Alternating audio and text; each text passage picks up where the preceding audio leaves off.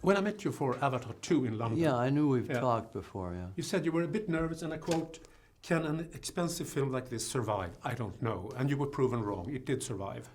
Are you nervous this it's good time? to be cautious, Yeah. right? And I think I'm in more or less the same state now, exactly. Because at the time of Avatar 2, I think everybody believed that the theatrical market was going to rebound. It was down about 35% at that point, and it's been flat since, and we've had a bad year.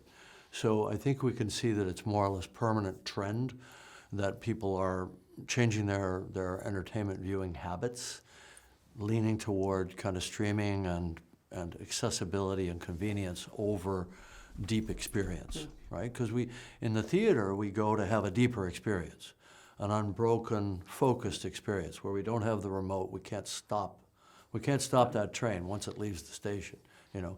And there's something, I think, kind of sacred about that. Everybody always talks about this communal experience, and I think that has some value. I think it's a bit overplayed. I think it's really about making a commitment, a decision, a choice to have an unbroken experience versus a distracted experience. I don't know, do you agree with that principle? Or? I do, absolutely, absolutely.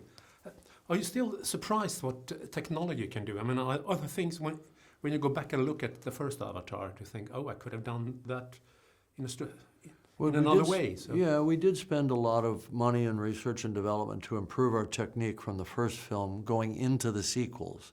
So Fire and Ash represents the same sort of technical level as The Way of Water. We haven't really greatly improved it since then, incrementally.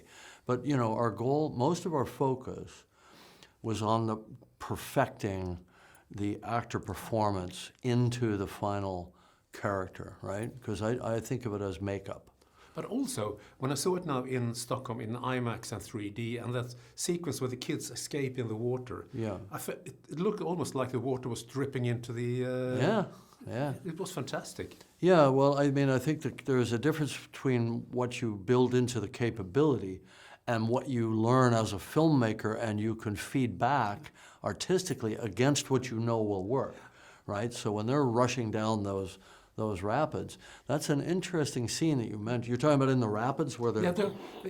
And when they are in the water, Yeah. and you almost feel Oh, like it's the up water to is, here, right? Yeah, and Yeah. the water is dripping into into the cinema. So I learned from The Way of Water what worked, and then we were able to do it, you know. And that was a combination of a real river that we created on a soundstage, recirculating the flow, and then we had to duplicate it in CG and have it match perfectly.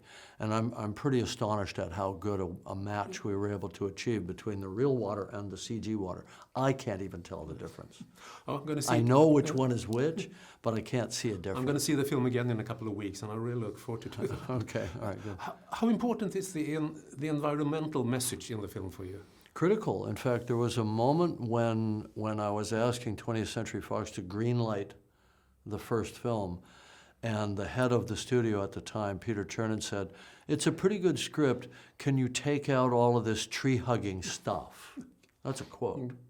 I said, "No, I won't, because that's the reason I'm making the film." And I said, "So you may choose not to make it, but that's the reason I want to make it." And, you know, so to give them credit, they went ahead and made the film, but there was nothing you could point to previously that was a big, expensive commercial movie that was thematically focused on environmental stewardship and our relationship with nature. There was nothing really out there that we could point to as a successful model. And Avatar proved that you could do that. And those themes are still important to me, obviously. In this one, we see the Tulkun. They kind of stand in for our great whales here on Earth that are in jeopardy. Some are endangered. They're still being hunted by certain countries, et cetera, et cetera. How far are you on Avatar 4 now? I mean, do you know when we're going to get to see it? All right, so I'm going to pose a metaphor to you. When a woman is in labor and she's just crowning, would you ask her about her next child? No, not really. Okay, No. I just delivered this thing, you know. But I consider the curiosity about that a good sign, that people are like, oh, I like this movie. Where does the story go next, right? So I want to consider that a positive sign, at least. Okay, thank you very much. I would Yeah. love to sit talking to you much more.